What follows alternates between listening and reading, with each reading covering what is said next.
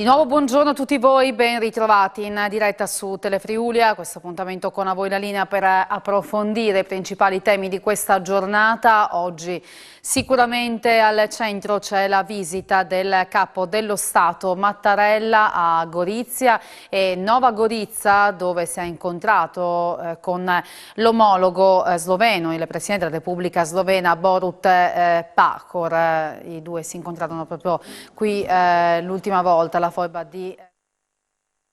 Immagini che vedete appunto si riferiscono all'incontro di questa mattina. Mattarella è arrivato poco prima delle 12:30 a Nova Gorica, dove è stato accolto dal Capo dello Stato sloveno Pahor. I due pranzano insieme, parteciperanno poi all'incontro con il comitato organizzatore di Go 2025 e i rappresentanti delle rispettive minoranze. Nel primo pomeriggio poi è prevista la visita al nuovo ponte di Salcano che unisce le due sponde dell'Isonzo, luogo dunque fortemente simbolico del legame, della collaborazione tra i due paesi.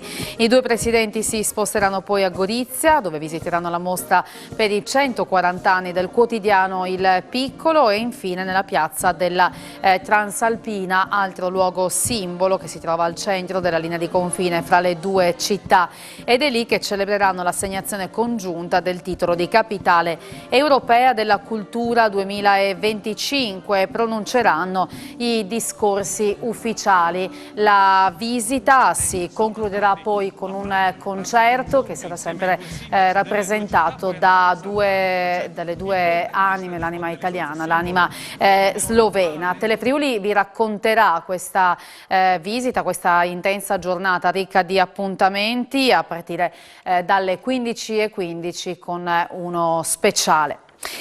La Danieli di Butrio ha elaborato un progetto di riqualificazione dell'area ex Dormish di Udine e oggi lo ha illustrato all'amministrazione comunale. Isabella Gregorato ce ne parla da Palazzo Daronco. Un saluto ai nostri amici telespettatori, mi trovo a Palazzo Daronco dove si è appena conclusa la presentazione del progetto di riqualificazione dell'area ex Dormish, un progetto che è stato proposto dal gruppo Danieli. Con noi Paola Perabò, che è appunto amministratore unico della Corte Fucine Butrio. Progetto che tiene conto delle esigenze effettivamente dell'area e che va anche a scavare nel passato, proprio per mantenere inalterati i segni del passato, però proiettati nel futuro.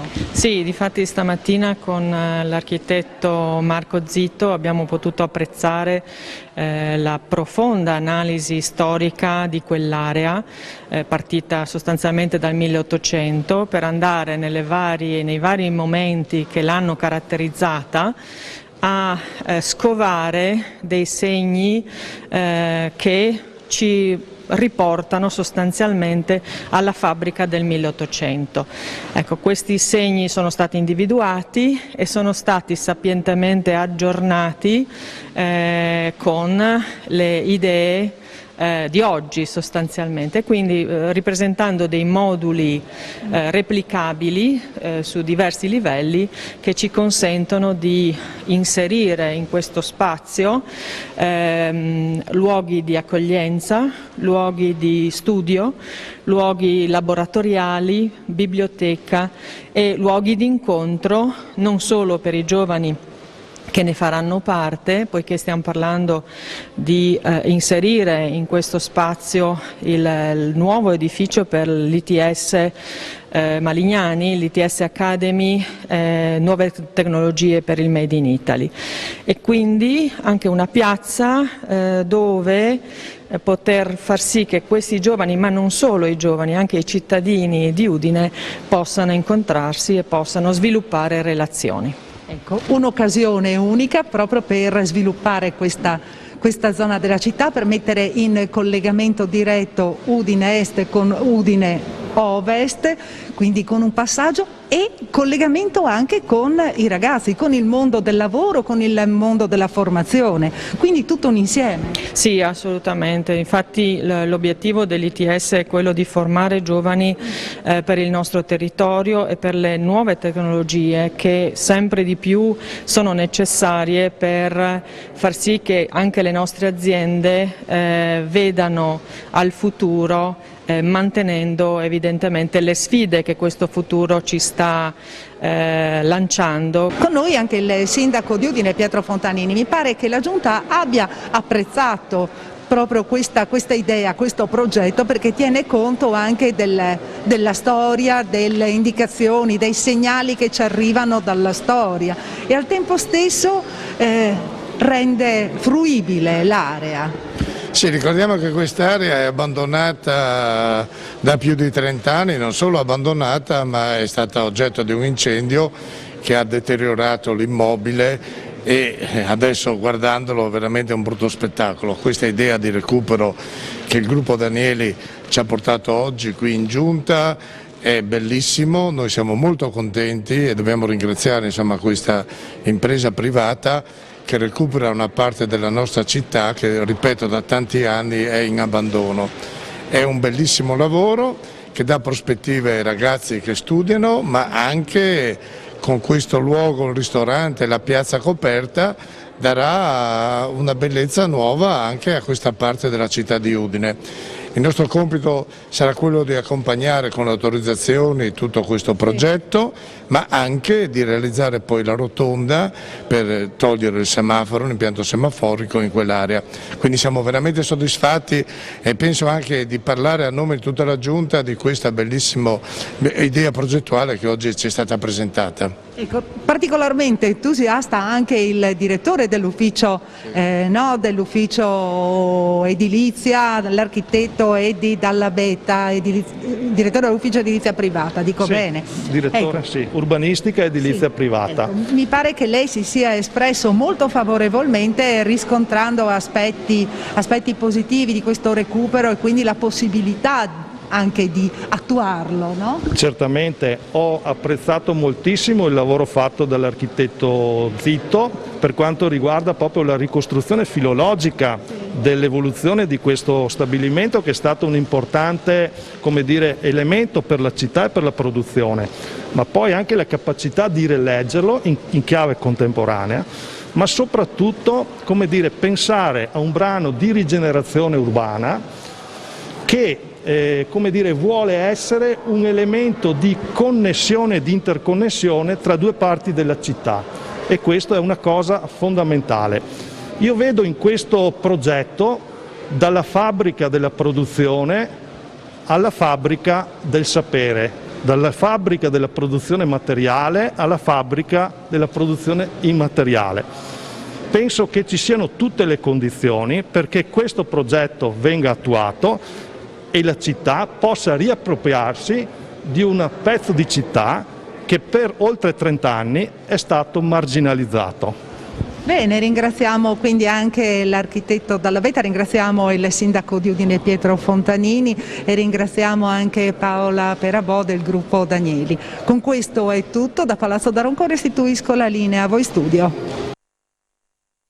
È sempre più complicato per i poliziotti far rispettare la legge senza incorrere in attacchi social o in denunce in tribunale. Questo è il pensiero del dirigente sindacale dell'FSP Polizia di Stato, Raffaele Padrone, che commenta i recenti fatti al porto di Trieste, video accusatori girati da cittadini in seguito a normali controlli. Abbiamo ancora negli occhi le immagini dell'intervento della polizia al porto di Trieste che sgombera i manifestanti con gli idranti e siamo in compagnia di Raffaele Padrone, dirigente sindacale dell'FSP Polizia di Stato, per chiedergli anche un commento su questi fatti che hanno lasciato molti interdetti e anche hanno portato a tante polemiche. Sì, purtroppo ci ritroviamo nuovamente a discutere sull'intervento della polizia nelle manifestazioni di piazza. Anche in questo caso la polizia deve e assume un ruolo di cuscinetto tra le problematiche e la comunicazione mancante tra la politica e proprio le organizzazioni che stanno dimostrando in piazza in questo momento. Quello che è il lavoro della polizia è un lavoro molto delicato, purtroppo noi dobbiamo anche con metodi coercitivi far rispettare le leggi. Esce una circolare del ministro, arriva al capo della polizia e il capo della polizia emana una circolare a prefetti e questori, i quali danno disposizioni agli ufficiali in piazza e agli agenti di attenersi a tale disposizione. Quindi se viene detto che non si può entrare per quella porta o da quella porta, purtroppo molte volte gli scontri nascono. In questo caso a Trieste abbiamo assistito a un uso degli idranti proprio per non usare lo sfollagente, per non infierire ma fare una carica di alleggerimento, come viene detto e chiamato in termini tecnici. Io quello che ricrimino oggi, grazie a voi, è quello di dire anche questa volta noi come cuscinetto, ma la politica dov'era? Io credo che se ci fossero stati parlamentari, politici, amministratori locali, questi scontri non sarebbero avvenuti. Invece la discussione non è avvenuta, la comunicazione manca con la politica in questo momento e la polizia deve far fronte a queste problematiche e finire sui social. Ecco, appunto per questo motivo, insomma, ci rilacciamo a questo, è sempre più difficile fare il poliziotto proprio anche per il rapporto con le persone che si devono controllare o alle quali si deve far rispettare la legge. Sì, oggi diventa molto difficile, vuoi per una mancanza anche di protocolli di intervento, vuoi per delle leggi speciali che favoriscono di più le persone che vengono controllate o i malviventi, perché questa è la realtà. Noi poi finiamo davanti a un'aula di tribunale, noi finiamo davanti a un consiglio di disciplina provinciale indetto dalla nostra amministrazione e con tutte le cause connesse a questi episodi. Abbiamo visto anche l'altro giorno in Pordenone un intervento della polizia. In ausilio anche poi sono arrivati i carabinieri di Pordenone per solamente una richiesta dei documenti finita male, perché le persone a cui erano stati chiesti i documenti, in particolare una persona di colore, giustificando che non aveva con sé i documenti, ha cominciato ad andare in escandescenza e quindi in quel momento nasce l'opportunità di portare la persona nei nostri uffici e fatalità escono cellulari riprese sui social solo nel momento in cui la polizia tenta di caricare questa persona. Non ci sono immagini precedenti, fatalità. Non ci sono mai immagini precedenti, tipo la richiesta di documenti, e ecco che la polizia finisce, ripeto, in un'aula di tribunale a spese proprie, perché noi nel momento in cui entriamo in aula di tribunale con un avvocato ce lo dobbiamo anche pagare. Tra poco, nella seconda parte di A Voi la linea, torneremo a collegarci con Gorizia e poi Isabella Gregorato ci parlerà di un calendario di eventi per le celebrazioni per il Milite Ignoto. Ci vediamo tra pochissimo, la pubblicità.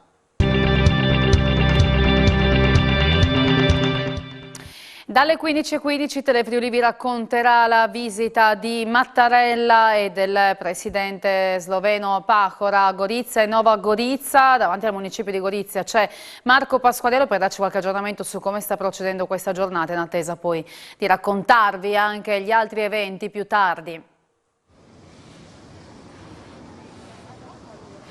Sì, buongiorno nuovamente Francesca, buongiorno nuovamente a chi ci sta seguendo da casa. Ci siamo spostati, eravamo a Nova Gorica nella piazza del municipio, adesso siamo nella piazza del municipio di Gorizia, perché dopo la visita del presidente Mattarella e del presidente Pahor a Nova Gorica con i due sindaci Miklavic e Ziberna, e dopo il pranzo e dopo la visita al ponte di Salcano, la visita dei due presidenti si sposterà in Italia, si sposterà proprio qui a Gorizia, con la prima tappa in realtà a pochi passi da qui in Corso Italia, dietro le spalle del nostro operatore, per chi conosce Gorizia, dove c'è Corso Italia, dove c'è Via Verdi, Corso Verdi e dove c'è anche il Teatro Verdi, perché una delle tappe sarà lì con la mostra di 140 anni del giornale del Piccolo, che sarà la seconda tappa. La prima sarà i saluti militari al presidente Pahor da parte del presidente Mattarella, in questo caso padrone di casa, anche se prima il padrone di casa è era il presidente sloveno, e poi la giornata si concluderà in piazza Transalpina a partire dalle 15:30 con i discorsi, i saluti, con la presenza anche del presidente della regione Massimiliano Fedriga, e poi il concerto unito di band e musicisti italiani e sloveni a suggellare ancora una volta questa fratellanza. Francesca, per il momento ti restituisco la linea ricordando l'appuntamento di oggi pomeriggio per seguire in diretta la visita dei due presidenti. Grazie da Marco Pasquariello e da Gorizia. Ci spostiamo a Udine, torniamo da Isabella Gregorato per parlare di un ricco calendario di eventi, quello per il centenario del Milite Ignoto, calendario di eventi che è stato presentato oggi a Udine. A te Isabella. Ti ringrazio Francesca, accanto a me c'è l'assessore alla cultura del Comune di Udine Fabrizio Cigolotto. Si è appena conclusa la conferenza stampa di presentazione di tutta una serie di eventi che accompagneranno appunto il centenario della storia che riguarda il Milite Ignoto. Ecco, in sala consigliare c'erano, ci sono ancora, si stanno salutando i rappresentanti di tutte le rappresentanti di tante compagnie, di associazioni combattentistiche ed Arma. Allora noi adesso facciamo un attimo il punto della situazione con l'assessore Cigolotto, anche perché gli eventi sono talmente tanti che riuscire ad elencarli tutti in questo collegamento breve è impossibile, magari li ricorderemo quotidianamente. Sì, grazie, vi ringrazio. C'è stato un grandissimo sforzo, direi meglio concorso delle associazioni combattentistiche d'Arma, i granatieri, i bersaglieri, i fanti, ecco, e poi anche delle rappresentanze dell'esercito che sono qui presenti nella nostra regione, quindi il 3° Genio Guastatori Caserma Berghins e il comando della Brigata Alpina Giulia via Sant'Agostino, tutti conosciamo. Bene, abbiamo deciso di unire le forze per ricordare questo importante anniversario a 100 anni dalla traslazione della salma del Milite Ignoto da Aquileia a Roma. La salma passò per Udine, ma prima ancora 7 di queste 11 salme furono ospitate su nella chiesa di Santa Maria in Castello per 5 giorni, dal 13 al 18 ottobre, prima di giungere ad Aquileia, e lì ci fu un concorso di cittadini incredibile che andarono a rendere omaggio a queste salme di questi sfortunati caduti. Questo per dire quanto è profondo il legame che unisce la città di Udine, allora era sindaco Spezzotti, alla comunità militare e alle vicende della Grande Guerra. Ecco, abbiamo tra i tanti rappresentanti allora Gabriele Silino, che è presidente di Marina e Motociclisti. Perché è importante? Perché i motociclisti praticamente anticiperanno, saranno davanti al treno che partirà da Aquileia. Ecco. Il treno parte da Cervignano, non ci sono più i binari, sì, certo. Ecco, noi partiremo da Aquileia.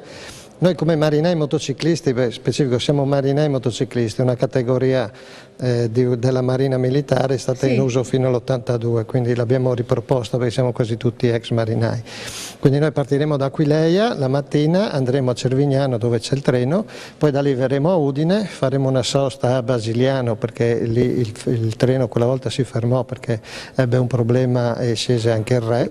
Dopodiché andiamo direttamente a Treviso perché il treno va fino lì perché deve fare rifornimento d'acqua e tutto. Quindi noi l'anticipiamo perché il treno arriva a Udine verso le 3, noi siamo alle 10:30, però ovviamente andare per strada non è così semplice come andare sulle rotaie. Ecco, e quindi ci anticipiamo un poco, poi ci fermeremo a dormire a Ferrara e seguiremo le tappe originali del treno facendo tutte le stazioni fatte a suo tempo. Quindi si ripercorrono in maniera certosina tutte le tappe che caratterizzarono l'evento di 100 anni fa, ma abbiamo anche un rappresentante dei bersaglieri, abbiamo detto tante le associazioni combattentistiche d'Arma coinvolte, e i bersaglieri che ruolo hanno in tutte queste iniziative? I bersaglieri in questa iniziativa sono organizzatori della cosiddetta staffetta Cremisi della Pace.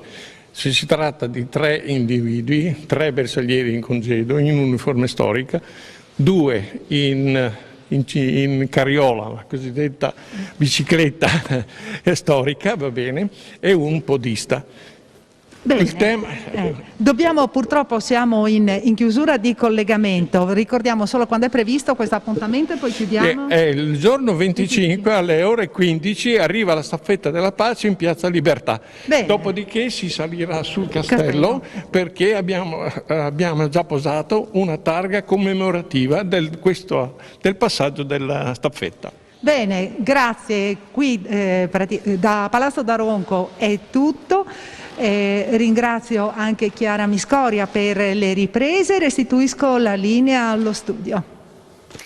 Grazie a Isabella Gregorato, la cultura riparte al 100% in presenza pur con rigidi controlli, in particolare le orchestre che nonostante il Green Pass devono effettuare tamponi ogni 48 ore a tutti i musicisti sul palco. Abbiamo fatto visita al Palamostre, filarmonici friulani che si stanno preparando per 2 date, una questa sera, una domani con un giovane direttore d'orchestra crotonese.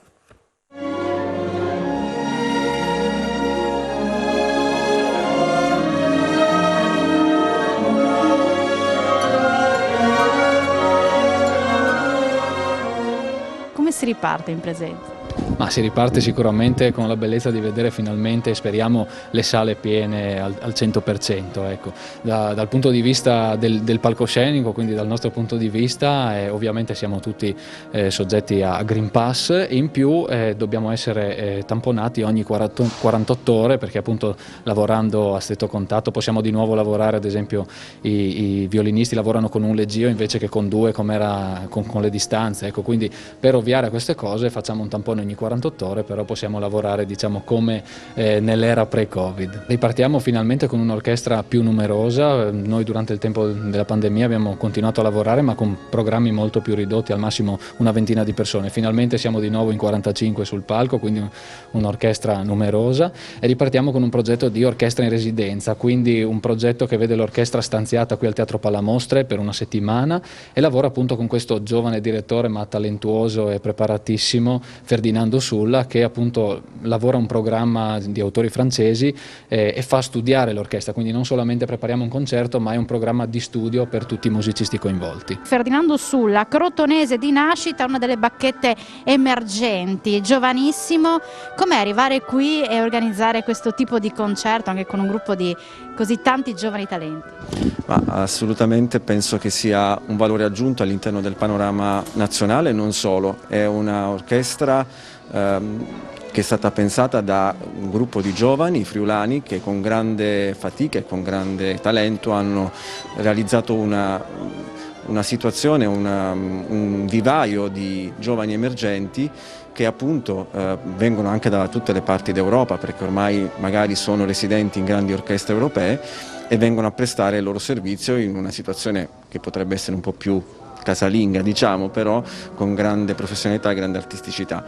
Per me è una grandissima esperienza, anche perché non sempre si incontra sul panorama nazionale una realtà del genere, di grandissimo livello, e nonostante appunto si tratti di giovani con grandissima professionalità, grandissima serietà, grande amore per la musica ed edizione, quindi sono molto contento di questo e spero veramente che possa vedersi, si possa ascoltare tutto il lavoro che abbiamo fatto sulla musica così difficile di grandi compositori francesi fatti in questi giorni, in questo periodo. Che cosa proporrete appunto al pubblico? Proporremo un programma tutto francese, incentrato su Debussy e Maurice Ravel, che sono 2 capisaldi della musica del Novecento. Debussy in quanto iniziatore di quello che sarà la rivoluzione armonica, modale, del nuovo linguaggio musicale del Novecento, mentre Maurice Ravel è, diciamo, l'emanazione di questa rivoluzione che viene fatta a inizio Novecento, cioè tra fine Ottocento e inizio Novecento da Debussy. Ravel, diciamo, la porta ai massimi livelli, ovviamente con sfumature completamente diverse, come è giusto che sia, perché poi un compositore mette in atto tutte le sue interiorità, le sue capacità, le sue specialità appunto interiori, però hanno in comune questo grande senso dell'erotismo noir, della grande sensualità dei sensi. Debussy in quanto simbolista, inizio della corrente del simbolismo nella musica, e Ravel degli impressionisti, quindi stiamo parlando sempre di gente che è alla ricerca della rappresentazione di un qualcosa che rimanda a una realtà che va ben oltre quella che rappresenta. Partiamo qui dal Palamostre giovedì 21, il giorno dopo saremo in replica al Teatro Ristori di Cividale e poi continuiamo più avanti, diciamo nel mese di novembre e dicembre, con altri programmi. Inaugureremo l'organo qui a Udine, l'organo della Cattedrale, assieme al maestro Beppino delle Vedove il 7 di novembre in un concerto appunto per organo e orchestra, e poi continueremo insomma nel periodo di Natale. Ancora i programmi non sono definiti perché appunto si stanno ridefinendo in questo periodo dopo tanti cambiamenti. E per oggi ci fermiamo qui, a voi la linea torna domani sempre alle 12:45, vi ricordo dalle 15:15 saremo in diretta per la visita di Mattarella e Pacora, Gorizia e Nova Gorizia. Grazie per averci seguito e buon pomeriggio.